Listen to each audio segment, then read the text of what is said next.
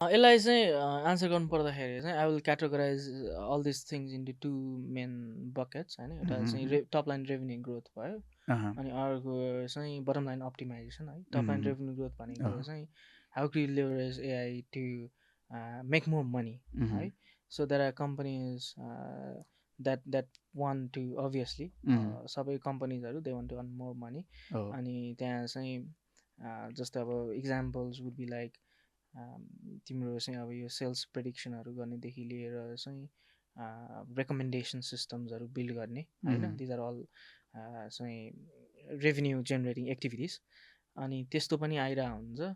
Plus more frequent अनि भनेको चाहिँ अब जेएनएआई लेभरेज गर्ने गरेर चाहिँ um, people they want to make improve the productivity as well होइन।